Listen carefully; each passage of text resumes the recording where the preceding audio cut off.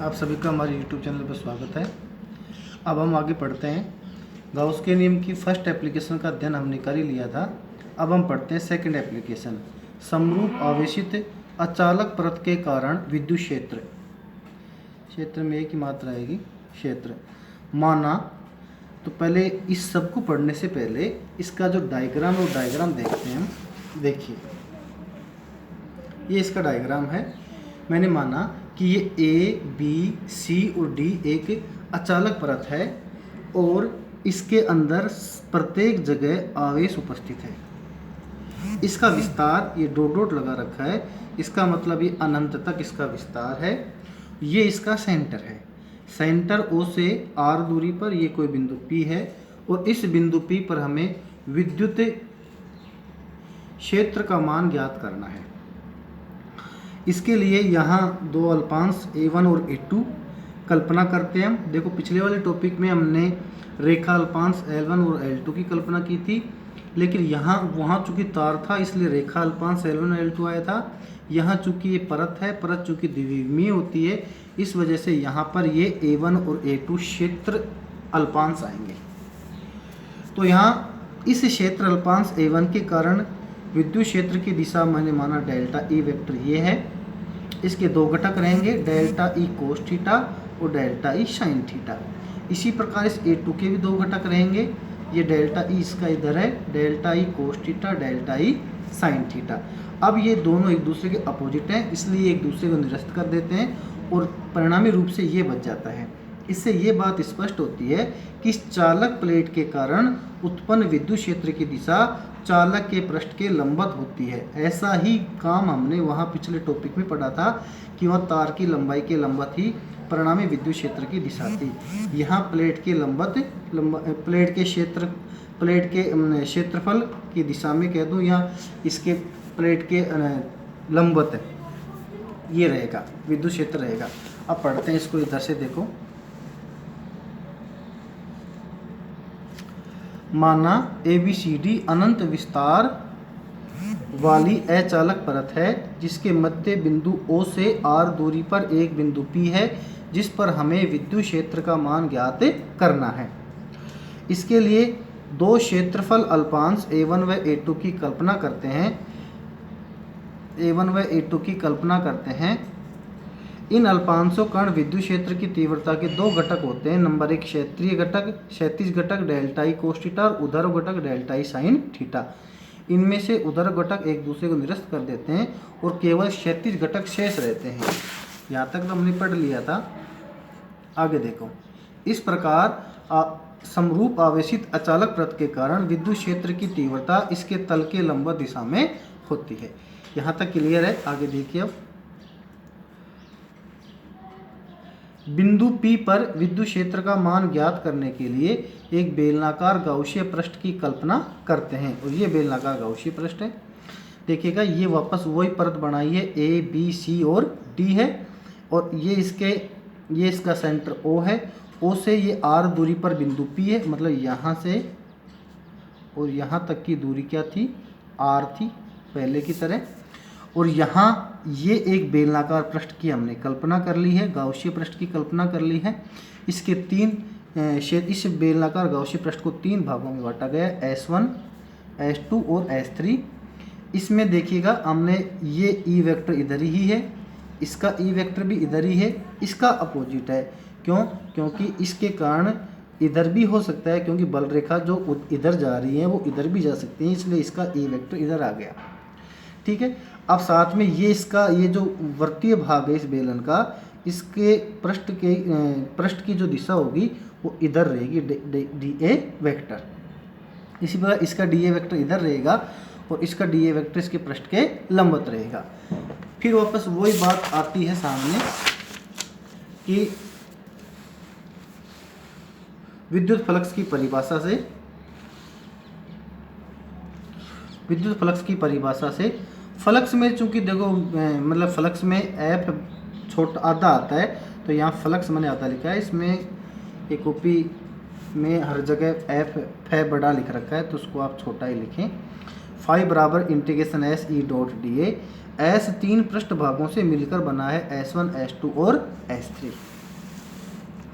तो फाई बराबर होगा S1 E D A cos theta, S2 E D A cos theta और S3 E D A cos theta.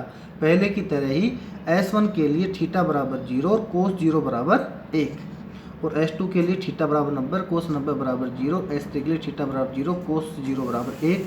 ये ऐसे कैसे रहेंगे। फाई बराबर हो गया S1 E D A S3 E D A, चूँकि S2 वाला 0 हो जाएगा इसकी वजह से। अब इस ई को मैंने बाहर निकाल लिया तो इंटीग्रेशन S1 डी ए और ई और इंटीग्रेशन S3 डी ए, इसको आगे बढ़ाया तो चूंकि मैंने इस डी ए का ये डी ए का जो समाकलन है उसको मैं ए के बराबर मान रहा हूँ, तो ई ऐसे की ऐसे और इस स्टेप का मतलब हो गया ए। इसी प्रकार ये ई ऐसे की ऐसे, इस स्टेप का मतलब फिर हो गया ए और ई मिलकर हो गया फाई बराबर 2EA। ये हो गया समीकरण नंबर 1। आगे बढ़ते हैं। अब गाउस के नियम से फाई बराबर क्यू अपॉन एप्सिलॉन 0 होता है। चूंकि ये पृष्ठ है और पृष्ठ की वजह से यहाँ सिग्मा काम आएगा, पृष्ठ आवेश घनत्व काम आएगा। सिग्मा बराबर क्यू अपॉन ए से क्यू बराबर सिग्मा ए, तो फाई बराबर हो गया सिग्मा ए अपॉन एप्सिलॉन 0। समीकरण 1 व 2 से 2EA बराबर सिग्मा ए अपॉन एप्सिलॉन 0 इससे कट जाएगा और ई बराबर हो गया सिग्मा अपॉन एप्सिलॉन 0। समीकरण नंबर 3 सदिश रूप में हो गया ई वेक्टर बराबर sigma upon 2 epsilon 0 N cap, जहाँ एन कैप क्या है, एकांक सदिश है। अब चूंकि इस पूरी स्टेप में ई की जो वैल्यू है वो आर पे डिपेंड नहीं कर रही है, इसलिए कहीं पर भी आर का जिक्र नहीं आया है। इस वजह से अगर ई और आर में ग्राफ खींचना चाहें हम, तो ये जो ग्राफ आएगा वो एक सीधी रेखा है, क्योंकि आर की वैल्यू कुछ भी हो ई की वैल्यू फिक्स है, क्योंकि इस पूरी स्टेप में कहीं आर का जिक्र आया ही नहीं है, इसलिए सीधी रेखा प्राप्त होगी। ठीक ऐसा ही टॉपिक अगला है। अगला और समझें आप, समरूप आवेशित चालक परत के कारण विद्युत क्षेत्र। अब की वो पिछली बार तो हमने अचालक परत के कारण पढ़ा था, इस बार हम चालक परत के कारण पढ़ रहे हैं। काफ़ी कुछ सेम है, हल्का सा डिफरेंस है, तो आप पढ़ते चलो इसको। माना ABCD अनंत विस्तार वाली समरूप आवेशित चालक परत है, जिसका मध्य बिंदु O है। O से R दूरी पर एक बिंदु P है, जिस पर हमें विद्युत क्षेत्र का मान ज्ञात करना है। इसके लिए दो क्षेत्रफल अल्पांश A1 व A2 की कल्पना करते हैं। सेम वही वाला पॉइंट है जो हमने पहले पढ़ा था। इसको आगे बढ़ते हैं। अब इस क्षेत्रफल अल्पांश के कारण P पर तीव्रता के दो घटक होते हैं, क्षैतिज घटक और ऊर्ध्वाधर घटक। सेम वही है। चित्रानुसार दोनों घटक समान विपरीत दिशा में, इसलिए एक दूसरे को निरस्त कर देते हैं। आगे लिख नहीं रखा, इसलिए ये एक दूसरे को निरस्त कर देते हैं।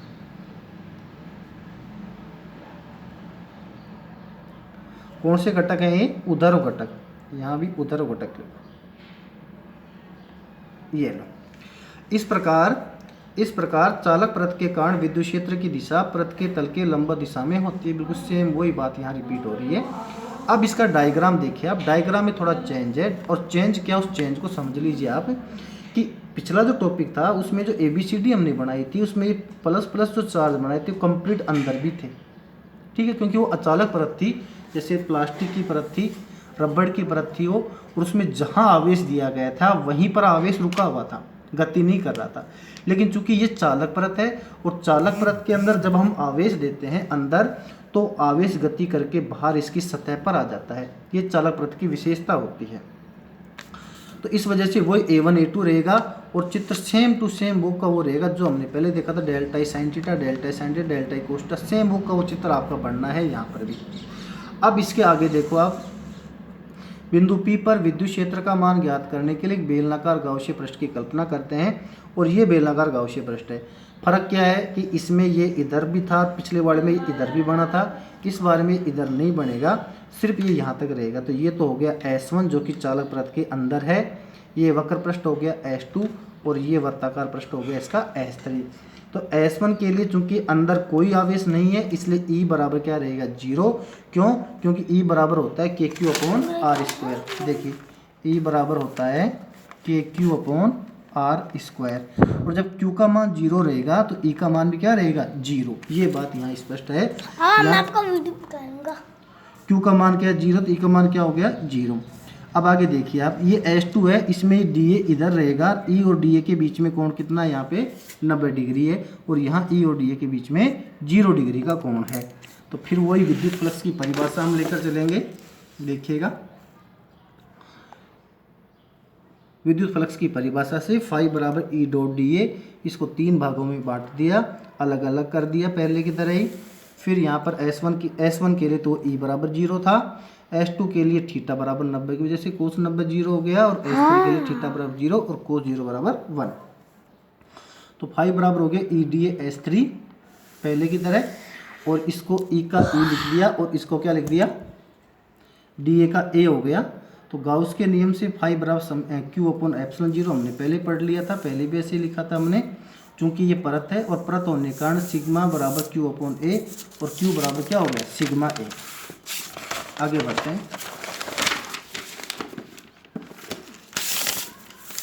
इसके बाद हम देखें फाई बराबर वही सिग्मा ए अपॉन एप्सिलॉन 0, समीकरण 1 व 2 से दोनों को बराबर रख दिया, और ये हो गया ई बराबर सिग्मा अपॉन एप्सिलॉन 0 या सिग्मा अपॉन एप्सिलॉन 0 एन के। फर्क क्या है, वहाँ पर 2 और आया था, अचालक परत में यहाँ 2 आता है, सिग्मा अपॉन 2 एप्सिलॉन 0 आता है, और चालक परत में सिग्मा अपॉन एप्सिलॉन 0 आएगा, वो एन कैप रहेगा।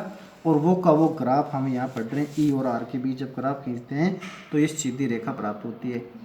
ठीक है, तो आप इसको पढ़ने के दौरान समझिए, पहले इसको समझने के बाद इसको दोबारा देखिए वीडियो को, और दोबारा देखकर वीडियो को रोकते हुए इसके नोट्स आप कंप्लीट करते रहें।